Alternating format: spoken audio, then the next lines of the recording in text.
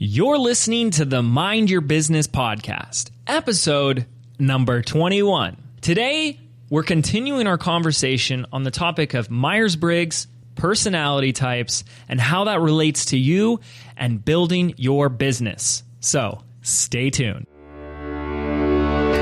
Hi, I'm James Wedmore, and I've built a 7-figure internet business that offers the financial freedom to do what I want when I want. And I'm the first to say that hard work and hustle are not essential ingredients for your success. So, how do you build a thriving business from the inside out? This is the Mind Your Business podcast, featuring myself and co-host Phoebe Mroczek. Hey, James Wedmore here, and welcome to the Mind Your Business podcast. We just wrapped up recording this episode, and I wanted to do a little preface, a little introduction for you, let you know that this is actually a part of our first 2-part episode that we've done. There's a reason why it's 2 parts. The biggest reason is that it is a really big topic to discuss. And so if you haven't seen the first part of this episode, part 1, I'm going to highly encourage you to go take a moment and do that now. And I want to thank everybody who has listened to that first episode. This has been one of our most downloaded episodes ever. And I'm just so excited about it because this is something I've been so passionate about for so long. The feedback on Facebook and the emails I've been getting, the messages have just been so awesome. So thank you, everybody. And again, if you haven't checked out that first episode, make sure to go do that now. So without further ado, I want to introduce you to Phoebe and my episode, part number 2 on Myers Briggs and personality types. Welcome back. I'm your host, James Wedmore. I'm Phoebe Mroczek. I love how you just know to just say your name right after mine. That was really good. Well, we got this down now. We're episode... I don't have to point. I'm not nodding. We're doing this virtually, by the way. This is our first set of episodes doing this away from each other. It's kind of nice. I'm like sitting in my living room. I feel very relaxed. Yeah. I'm not as nervous. I mean, the first couple, I had a few friends listen and they were like, oh, you don't sound like yourself. Like, I know, because I was so nervous. And now you're in your element. Now I feel better, yeah. That's good. Getting more comfortable. And I don't feel like there's any loss of connection or like, the rat-a-tat-tat, the Phoebe and James show. Right. Yeah. Well, except for that. You're supposed to do something funny there, and you botched it. I missed it, because that's normally where you point at me and then I do my funny thing. Obviously. Right. Or someone's holding up a cue card. That just has to be funny. Phoebe. Right. I can't see you, Jilly. So here we go. We're back into it. This is our part 2. This is a 2-for episode because, look at how long the first one went. I think our rough cut was like an hour and 20 minutes. Yeah. Kind of condensing the Myers Briggs 101 that I've been playing around with for a good 6 or 7 years into one episode. Now I want to take it a little deeper. So if you haven't seen that episode, it's designed to give you the basics, lay the foundation, and help you uncover through more effective than the tests that are out there what your Myers Briggs personality type is. Now, why is this relevant? I believe it's relevant because first and foremost, we get to discover a little bit more about who we are, what's important to us, our values, what we like, right? Our strengths and our weaknesses. And you get to discover that about other people as well. If you're like me, you like patterns. You like noticing that, this type of person likes this, and I can acquiesce to that. I can understand. I can get their world a little bit. And when you do that, communication goes through the roof. You become an effective communicator, which means you become an effective leader, speaker, and friend, loved one, you name it. If you haven't listened to that episode, what should they do, Phoebe? Go back and listen to it, download, and then leave us a review. Yeah, I would do exactly what Phoebe says. I know I do. Always.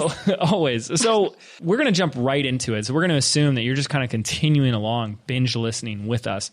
And I want you, hopefully you'll have your 4 letters. I am an ENFP. Okay, great. So I want to take a moment and diagnose the letters a little bit. Now I'm going to take you through what does this mean for business? What does this mean for how you operate in your business, how you operate with a team, all that good stuff. So let's jump into it. Let's look at the I. The I is for introvert, and it's the first letter. If you or an I pay special close attention to this, we want to look at some of the strengths and some of the weaknesses.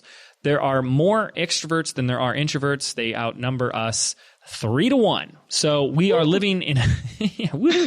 All right, careful. You're like right on the edge, Phoebe. I know, now that I know I'm an extrovert, I feel like I can claim it. Yes. Well, we are living in an extroverted world. There's nothing wrong with that. It doesn't make introverts like wrong, broken, or bad. We do have, what some people would call to us disadvantages, but I don't call them disadvantages. But the introvert tends to be more of the inwardly focused person. So it's harder for us to... Here's the thing that's kind of a weakness for introverts. We don't inherently grasp the value of networking and relationships as much. Teamwork isn't really our forte. We kind of come as an introvert from the mindset of I can do it all myself, and I got this, and it's me, and I don't want to ask anybody. I don't want to depend on anybody. And as an introvert myself, that's where I came from. And the more I've discovered that the power of a team, the power of having others support you and help you, it's changed my whole belief. I used to think that owning a business meant you had to do it all yourself. Well, that's how silly it was when I first got started. So I was doing the graphic design, the programming, the copywriting, everything. And now we have a team of 16 plus people that help us in some capacity. So you want to be mindful if you're an introvert. Also, introverts are, what you don't want to do is say, well, I'm an introvert, so it's okay for me to be, I don't want to use the word shy, but not outgoing. I don't need to go to this networking event. I can't speak on stage. I can't do webinars. I can't be on camera because I'm an introvert. And that makes it okay because James said I'm an introvert, so I'm okay. No, that's not what it says. That's not what it means. And that's you making an excuse that limits you. Okay, I am an introvert. Well, let me ask you this, James. Do you try to be... I realize you embrace the introverted James, but at the same time, you always say that I'm an extroverted introvert, that you are. Are you like working your way towards like the middle of the line on the little gas gauge? Or are you just kind of embracing the introverted, but you know that you need to put yourself out there to, in your line of business? Yes and no. I think it's a little, I don't want to say it's more complicated than that, but there's another way I look at it. First of all, when we talked in the previous episode, the I or the E really is just where do you get your energy from? Mm-hmm. So I don't get my energy from speaking or doing a webinar. Those things exhaust me, but it has nothing to do with whether or not I'm good at them. Mm-hmm. I've sold from stages where the person said, you've sold more from this stage than anyone we've ever had. I've spoken at events, people saying that's the best presentation of the entire conference. I'm not saying this to brag. I'm just showing that it has nothing to do with being an introvert. But I'm the type of person that I hate speaking. I love the act of speaking. What I hate is the experience of the 5 days I put myself through before speaking to psych myself up and over prepare. Mm-hmm. And then the 3 days it takes me in a corner of my room with an oxygen mask to rehabilitate. Curled up in a little ball. Yeah, like curled up, holding my knees in the shower, just like a bar of soap. Like, oh, why? No, it's not that bad. It's not that bad, but it's close. So that I don't like.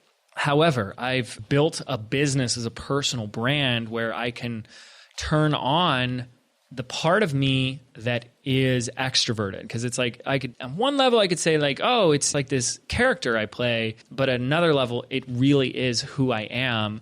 Because as we'll go deeper with this, I'll talk about how we're not really like, there's very different, it's like a Rubik's Cube because you like turn it over and your personality type looks totally different. We have these straight up letters like I'm an introvert or I'm an extrovert. That doesn't mean this solid black or white anything. Let's just look at it, what drains you and what energizes you. But we have to look at the pitfalls and stuff like that. Mm-hmm. Now, introvert strengths is they figure things out. They can sit there and dwell on a problem or stay in the solution, as I like to say, of something. They have the patience and the depth to dive deep on something. They will sit there for 3 hours to get to the bottom of something, or an extrovert gives up in 5 minutes. I can't figure this out. Forget it. Can you do this? Right? That's a powerful quality that the introvert has, is they will research down deep, into the depths of something to get to the bottom. And I love that. So they can be very detail oriented in that standpoint. They want to talk about all the different angles. Look how long these episodes are going. That's my introversion coming out. I want to look at every angle inside of this. I don't want to just say, yeah, there's these things called Myers Briggs. Take the test and like read it really quickly. You're cool. No matter who you are, thumbs up, high five. I'll see you in the next episode. That's an extrovert. Not, in an extreme, obviously. Introverts, our pitfalls are going to be not putting ourselves out there, not valuing relationships and, in business, like the power of networking and asking for help and working with others, huge. But our strengths, we have that depth, we have that insight, introversion, insight, intuition. We have that to our advantage. We can sit there and read 10 books on a subject. I don't know how many extrovert thought leaders are in the industry who will say things like, I don't read books. Books are a waste of time, and like introverts are like, I love books. Like books are my best ideas and books. Those are my two best friends. They're going to be, in my wedding. Ideas and books. They really are. Extroverts. Okay, these are people that, what you have to your advantage is the impression you make on people, your connections, your relationships, all of that. Man, like the ability for someone to just create a relationship on the fly with someone. I look at some of my extroverted business peers and the power of networking and what that's done to lift them up. And extroverts tend to be much more faster at taking action, faster at putting themselves out there. The ready, fire, aim approach is an extroverted approach. They take action first, whether it's an introduction or an email or a let's just do it. And then they'll like think it all the way through. Introverts are much more cautious, are much more steady. So the thing is, if we were looking at something like sales, people would say, well, you got to hire someone who's an extrovert in sales because it's a numbers game. So he'll talk or she'll talk to more people. She'll build more relationships. And there's an argument that can be made that says introverts might not have the numbers, but they'll have the depth. They'll have the ability to listen. They'll have that strength of maybe fewer connections, but a stronger connection with their clients or potential clients. There's just different ways to look at it, and one isn't better than the other. I'm never going to say that, in business, you got to be this or you got to be that. Okay. But you got to look at where your strengths are and where your potential pitfalls, blind spots, and weaknesses are. So for me, I have to push myself to gotta go to that networking event, gotta go to that extra thing because I know that's beneficial for me. And I do like being the fly on the wall. I don't like doing a lot of interviews and talks and speaking and traveling and all this moving, go, put myself out there. I have to force myself to do a little bit of that, but that's not my wheelhouse. That's not my zone of genius. Okay. So that's the extrovert and the introvert. Any questions on that? Phoebe, did I cover that pretty well as far as some strengths and weaknesses for each? Yeah, definitely. And I think it is important to say that just because you're one way doesn't mean that, especially in your situation where you are introverted, doesn't mean you can't be on stage. Just like for me, I feel like I'm extroverted, but there are some things when you're saying it, like I totally get the depth of the relationship in sales. And I've been told several times, and I have been in sales, and I loved it. And I love talking and connecting with people. But at the same time, I can also see how, the depth of the relationship can really help you, and you can use that to your advantage either way if you're an extrovert or an introvert. So absolutely. It's just interesting to hear the different sides of it and to going through my own head being like, oh yeah, okay, I do have that piece of that. And I do have a little bit of that too. So yeah, it's just an interesting process to kind of listen to you dissect this. Well, let's look at the next one. The second letter, you either came up as an S or an N. I'm an N. Phoebe, you're an N. Yep. N's, there are fewer N's out there, but the N's love each other. When the N's find each other, they just want to do incredible things. And there tends to be more entrepreneurs that are N's, intuitives, because they tend to be visionaries. They tend to be big picture thinkers. They're people that are more excited about the future. They are more excited about possibility. These are the people that can see the forest through the trees. However, so it's like, oh, that all sounds great. I mean, if you have someone who is described as a visionary, they are an N 99 times out of 100. Where they fall short is where the sensor is going to compensate. And that is in the details. I hate details. Even though I can do details, I don't like it. I only would do this podcast if we can outsource and systematize every single step beyond me recording content. Because I don't want to play in what's the best way to edit it and what's the best way to upload it. And Phoebe knows that. I'm like, I don't care. I don't know. Like. Right. And even me, I'm like, all right, I get it enough, but we still have an editor and we have people helping us throughout the whole thing because I'm very similar. So the sensor is going to have the details. The sensor has that presence of here and now. They can be very realistic, really. Chelsea, that's another reason why we work so well in the business is, I just keep coming up with these crazy harebrained ideas and she keeps like, well, she does two things. First off, she grounds them in reality, which makes me have to fight for my ideas a bit more, which I ask her to. I'm like, this is good. Like, you shouldn't just let me, come up with crazy ideas and just run with them all the time. They should be able to be tested with like logic and arguments. Like, I think that's a very healthy thing to do. Like, we challenge our ideas. That's a great thing. And that's what she does. But also she's able to take an idea and put the details on it. Mm-hmm. From everything from like creating more systems in the business, quality control, to little things like grammar and punctuation on things, making sure all the details are there, all the ducks are in a row, everything is working. I have a great project manager who listens to the show. Hi, Melissa. She's in the middle of running one of our launches right now. And she's one of my favorite personality types to work with. She's an ESTJ, and they are a fantastic managerial type where they can interpret my big picture vision and break out all the steps. So I can sit there and say, okay, I want to do a webinar next Tuesday on this topic. And she can take that and say, okay, so when are we going to start promoting it? What lead page or, webinar registration page do you want to use? And can you get me the copy for the reminder emails? And where's the link for this and the setup for that? She can go through all those details, where a lot of times some people are so big ends as entrepreneurs that they like can't even get there. And that's a very dangerous place to be if you're an N. Like, you're so big picture that it's like, I can see the forest, but is that a forest? Because I don't see any trees. Mm-hmm. I don't, let alone branches or leaves.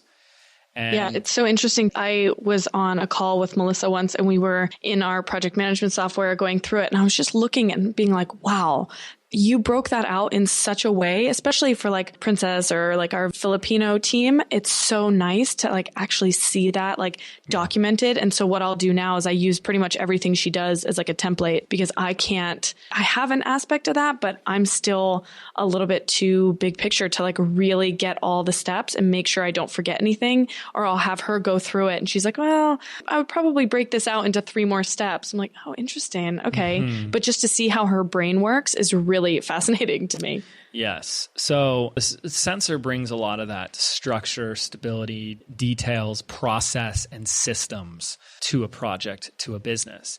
Now, if you're a sensor, if you came up as an S and you run your own business, one of the things to be mindful of is something I hear all the time from students is, James, I know all the pieces of the puzzle, but I can't seem to put it together. Right. That's a sensor. They've learned how to do this. They've learned how to do that. They're like, I know how to make videos. I know how to do a webinar. I know how to use lead pages, and I know how to connect it with this. I can't seem to connect all these pieces together, and I don't have a plan.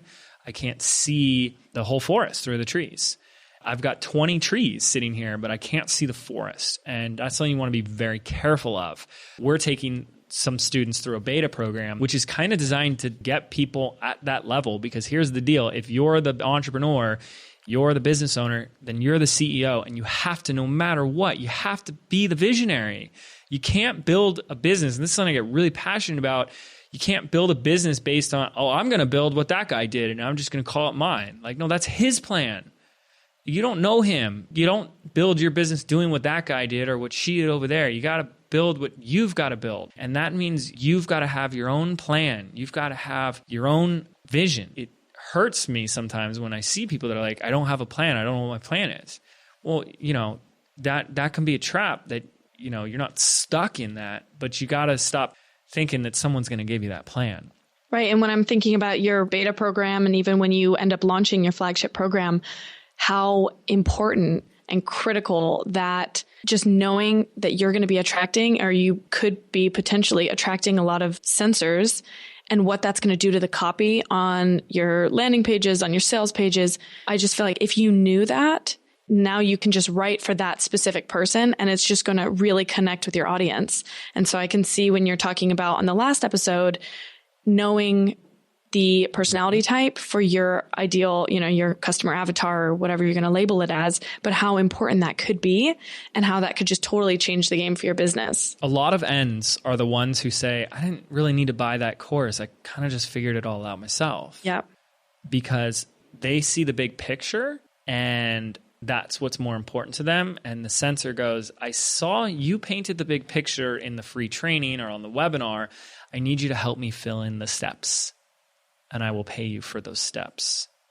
And so that's fine. but we need to make sure that we have both of these. We need to be able to have a vision and a plan. This course that we're creating is 2.5 years in the making. Like, we've had a vision of it, and I see it. I already see it done. I see how it's going to be marketed. I see how it's going to be sold. I see the results. Like, it's already there. And, we as ends can get in trouble of being too much in the future, which I am very guilty of that all the time. But that keeps me passionate because I always get excited about what's the next thing I'm working on. You got to make sure you actually do it, though. But then having people on your team like Chelsea, like Melissa, who can kind of, and this is, I see this a lot in myself, like bringing you back down to earth for a minute so that you actually know what the steps look like. Yes. And how having that balancing act is so important when our listeners start to build out their teams, looking for that balance to make sure that you have that on your team would be really, obviously a good place to be. So this is something that I think is crucial. And I think out of all of the types, like the temperaments we're going to go through, this is something that we just can't ignore, that you've got to see which one you are.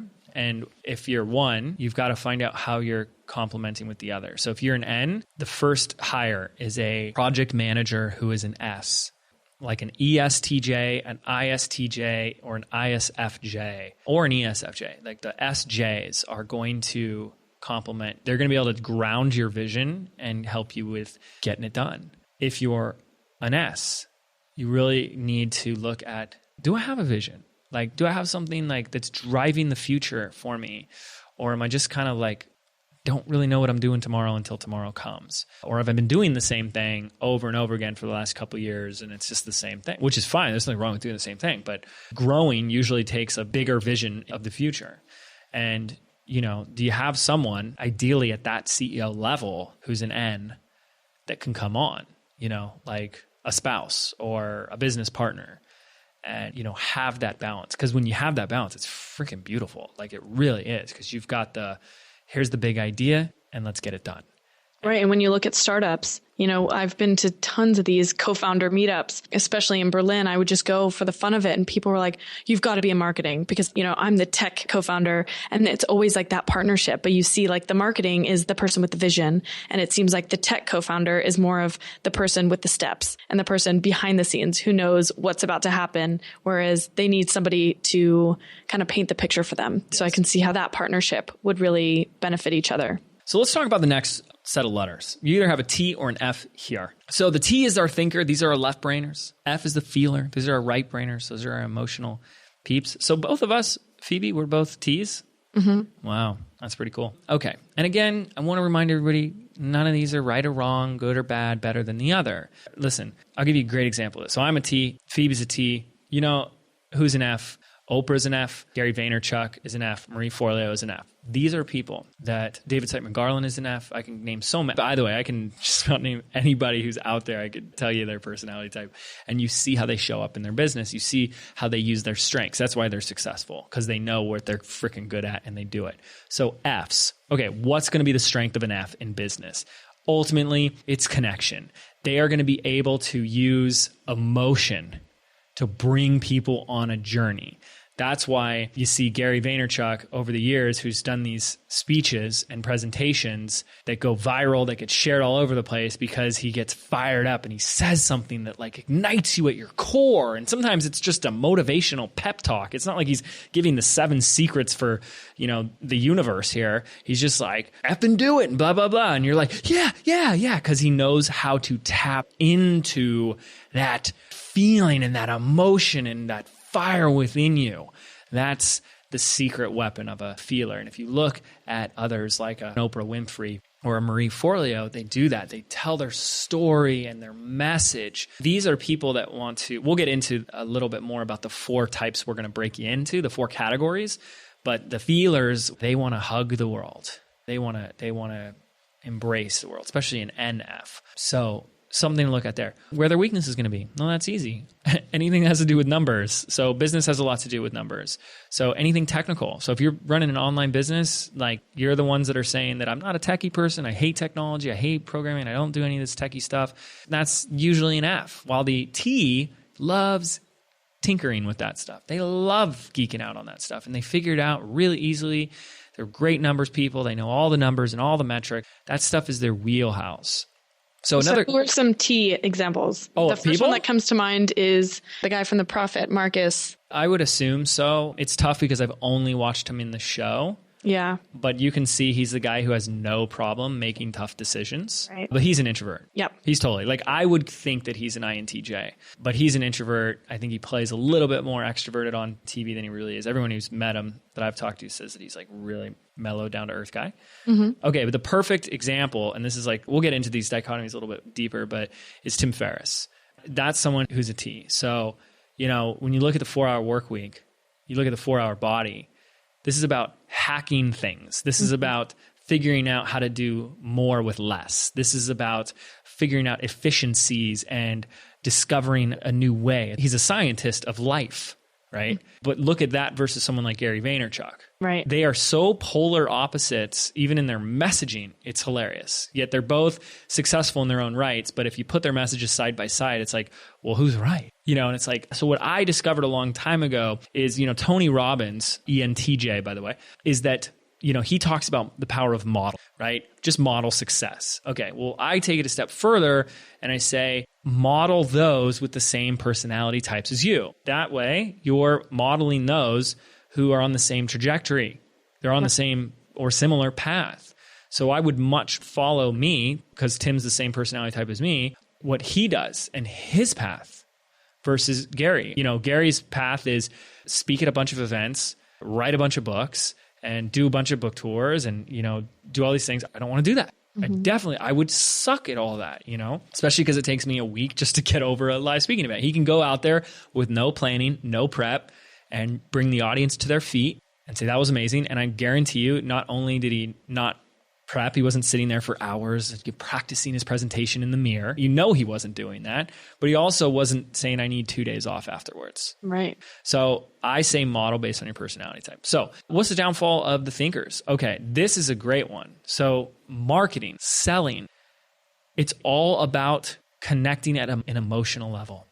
And the thinkers in our industry, like online marketing and starting online business and stuff, they can be so good at all the technical stuff. We're good at automation. Optimizing this and that. And we don't even tell our story. We don't even connect with the struggles and the pains and the emotions that people are seeking for at their core. Like, those are the things that we're like awkward about. Like, I don't know what, I'm going to be happy.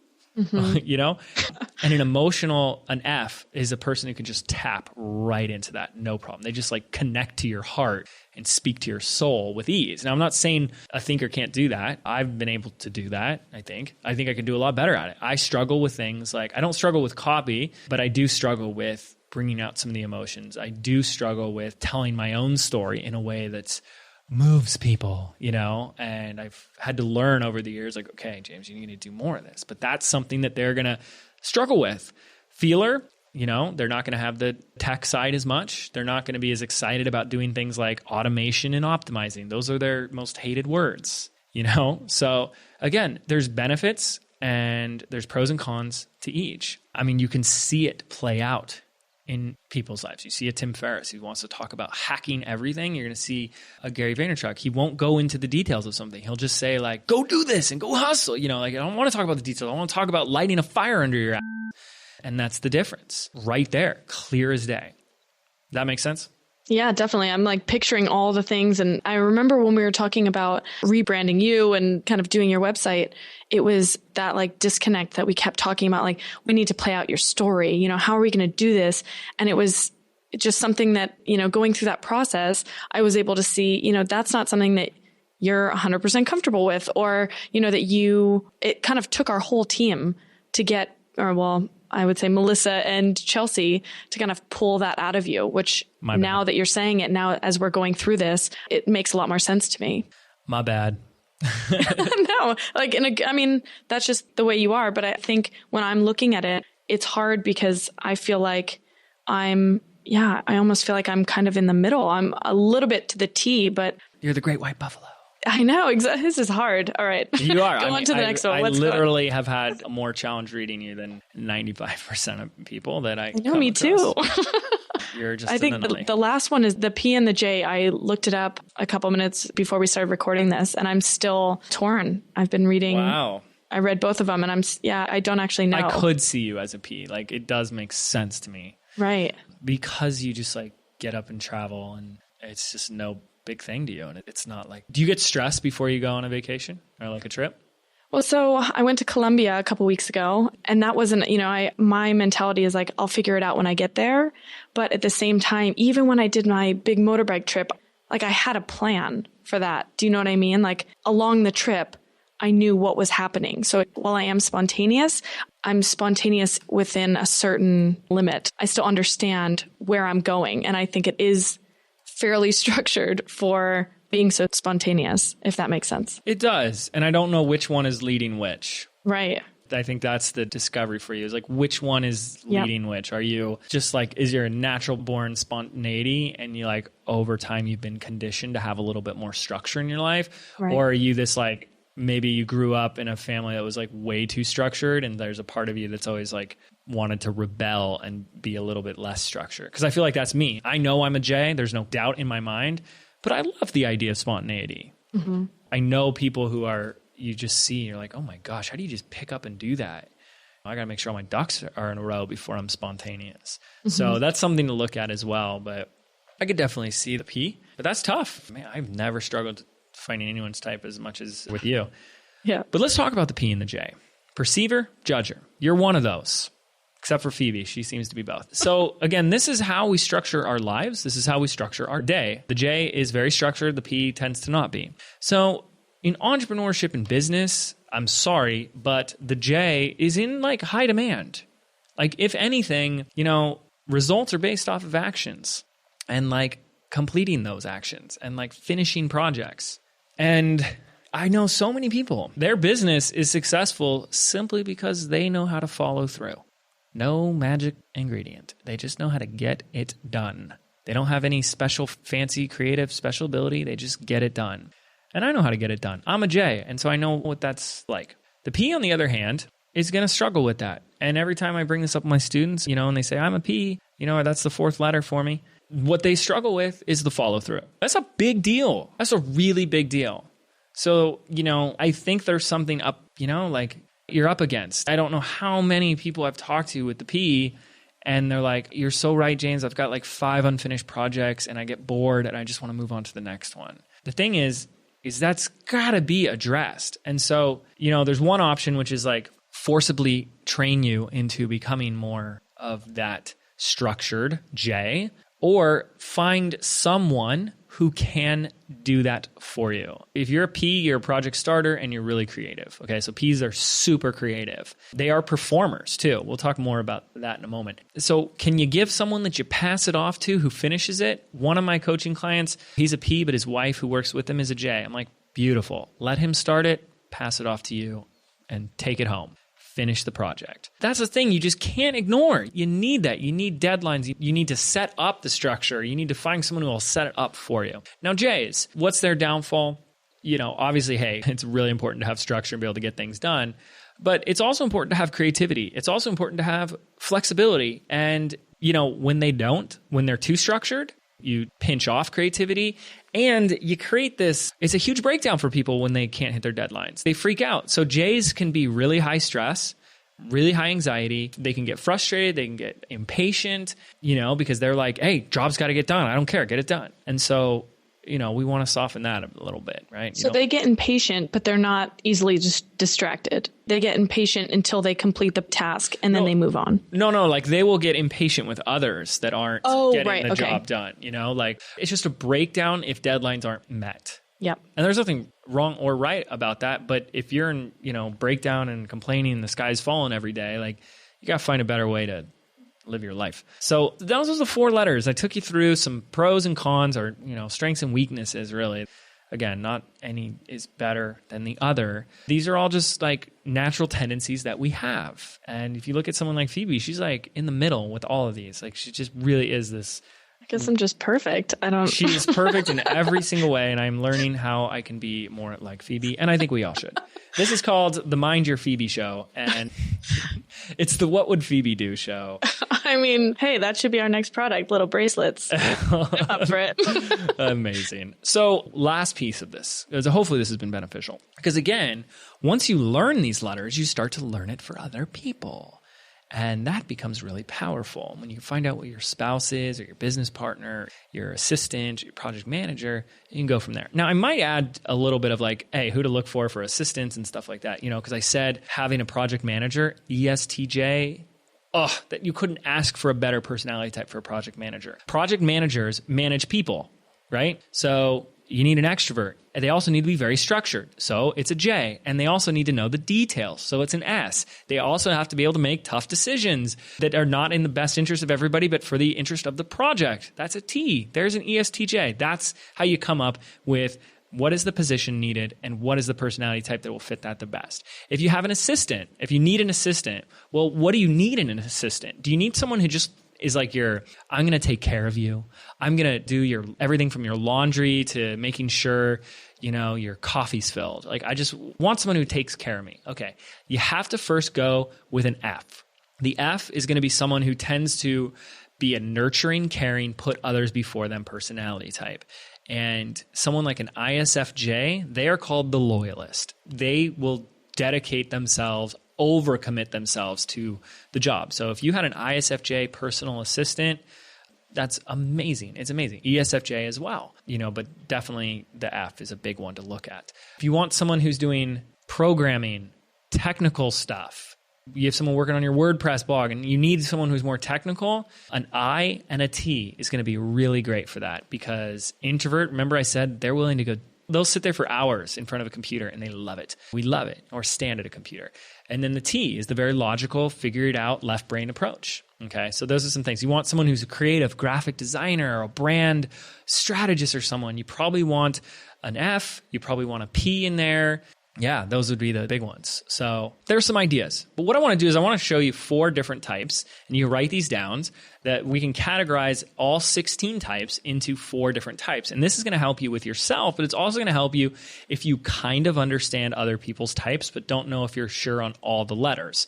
So we have 4 types, and you write them down. We have the SJs and the SPs, and we have the NT and the NFs. Okay, so the thing is like, right now, we're not really sure if Phoebe is an E or an I, and we're not really sure if she's a J or a P. But we do know that she is an NT.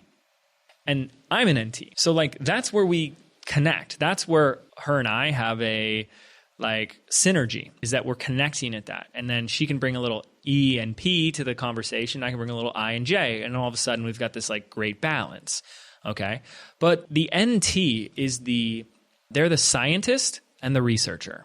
So these are the people that they're going to figure stuff out. They're going to solve problems, the big problems. Elon Musk is an NT. Tim Ferriss, NT.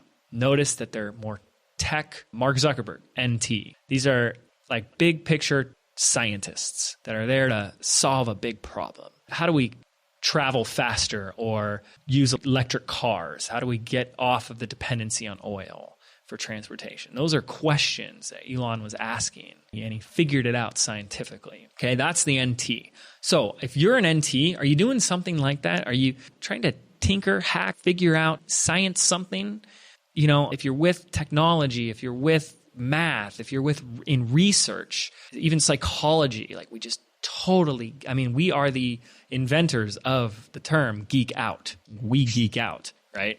We geek out on geeking out. So then we have the NFs, and these are the world huggers. When I picture an NF, I literally picture someone hugging the planet. And I don't mean someone who's doing an environmentalist program, even though that could be that.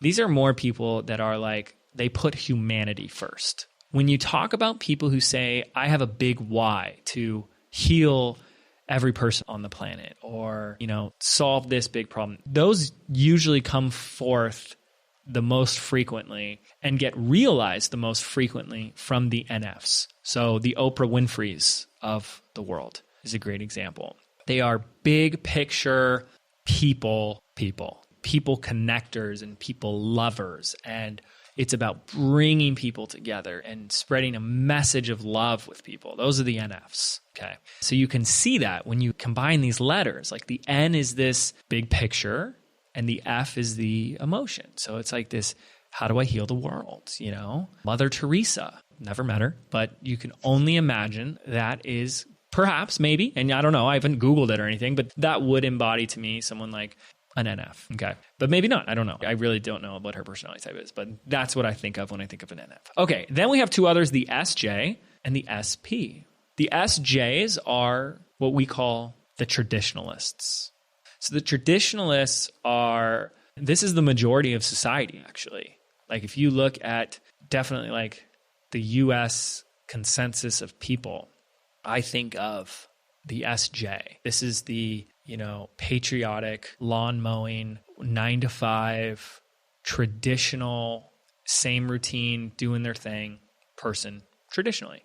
So that's why they're called the traditionalists. Very structured, very fact of the matter type people. That doesn't mean anything good or bad. That's just what they're really labeled there. And again, these are going to be the people that can better with details, structure, getting stuff done.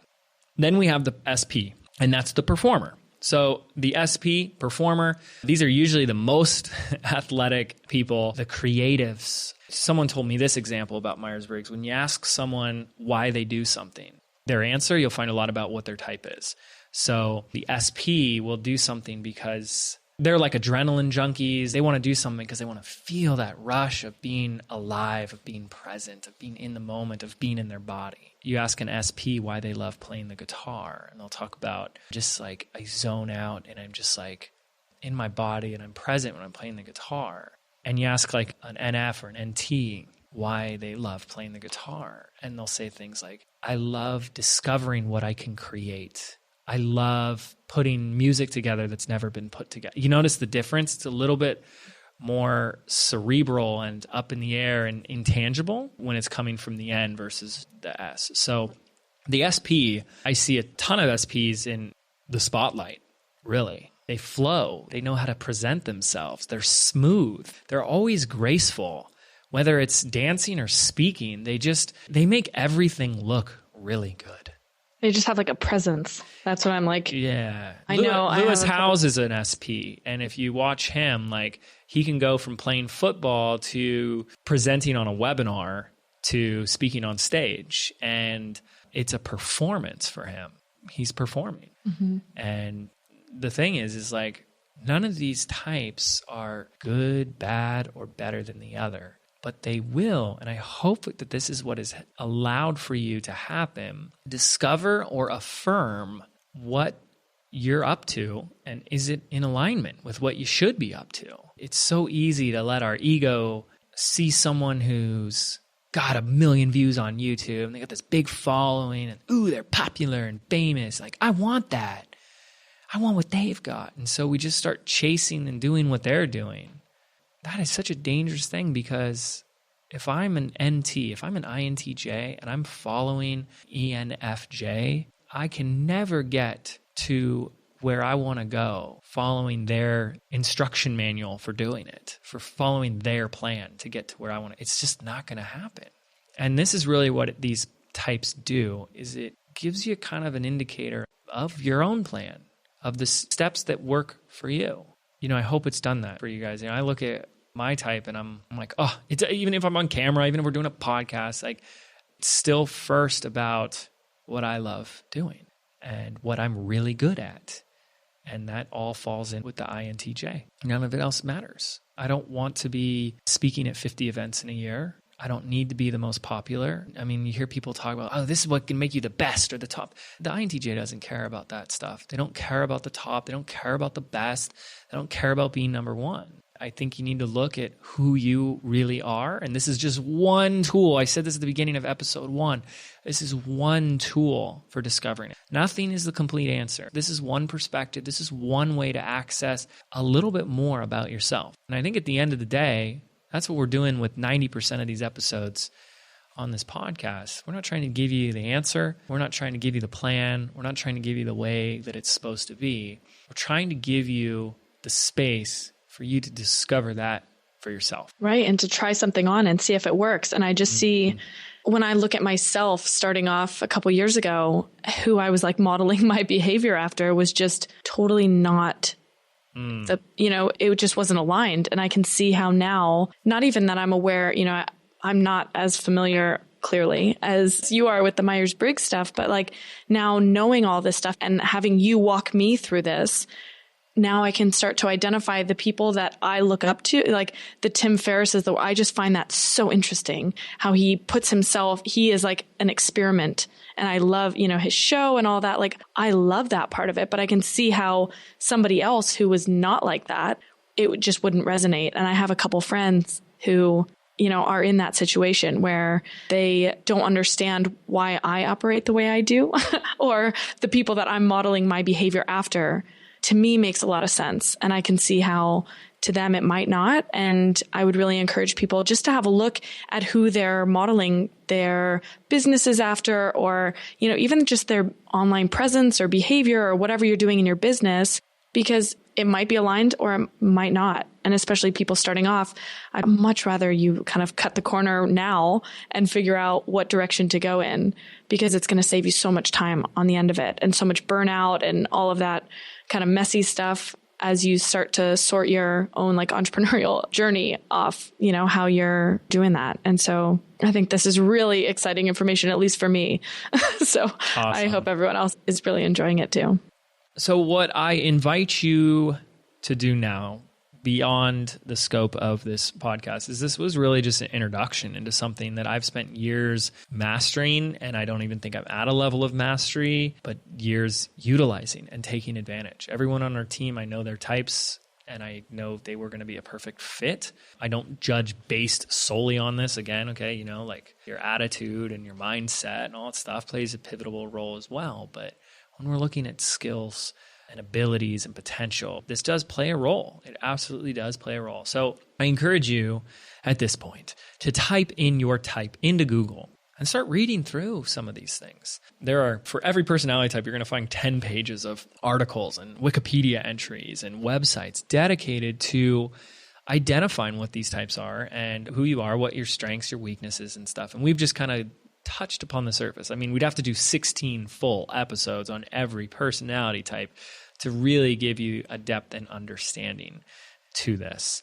And I just don't think we could do that here. Maybe another podcast altogether. But that's an opportunity for you to go down on that journey. And again, I'm going to end it the way I started it, which is that whether you like personality typing or not, whether you say, oh, I don't use Myers Briggs because I have my reasons and these are the reasons why I use something else, that's fine. That's totally fine. For me, this was a gift and a breakthrough. It was what allowed me for the first time in 25, 26 years to accept who I am, who I was, who I still am, to be comfortable in my own skin, to, for the first time, look at what I thought were the biggest weaknesses as my, not just my strengths, but my secret weapons.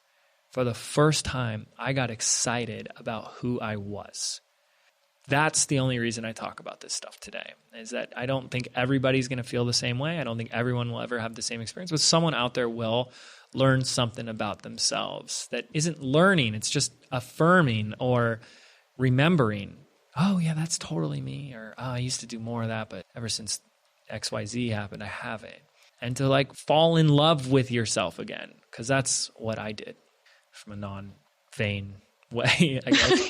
Because I'm so awesome. I just love myself. I mean, I really did. I was so excited about, wow, look at my gifts. And I don't care if, that's what I should watch out for. Okay, fine, I'll watch out for that. But look at how exciting this is. And we all have those. Real quick, just to play to your strengths, and learning that, but also learning how to hire someone or attract somebody who's going to complement your weaknesses so you can fulfill whatever the goal or the vision is by being yourself. And I think that's really important when our listeners are looking to like build their teams, or do something themselves and not build a team. I don't know. But I think it's important when we're looking at it that, you're reaffirming to yourself what your strengths are. Yes. So thank you so much for listening in on this 2-part episode, especially if you've gone through all 2 of these episodes. Really appreciate it. If you haven't left a review for us on iTunes yet, you can do so by going to jameswedmore.com/iTunes and share your thoughts, feelings, and experience of the podcast so far. We've got many more episodes coming your way, and Phoebe and I read each and every one of those reviews, and it really does make our day. So this is the Mind Your Business podcast. I'm your host, James Wedmore. And I'm Phoebe Mroczek. Boom, I love it. And thank you so much for listening. We'll see you in the next episode. Are you frustrated that no matter how hard you hustle, no matter how much you get done in a day, you still feel like you have little results to show for it? Do you feel like you're doing everything right, but there's still something missing? Well, what if there was an easier way? What if your business could be fun, effortless, and profitable? Phoebe and I have put together a free audio MP3 for you, compiling the 77 business affirmations for creating success from the inside out. And we want to give it to you absolutely free. This is your chance to rewire your brain for bigger results in your life and your business. To get instant access absolutely free, simply visit 77affirmations.com. That's the number 77affirmations.com.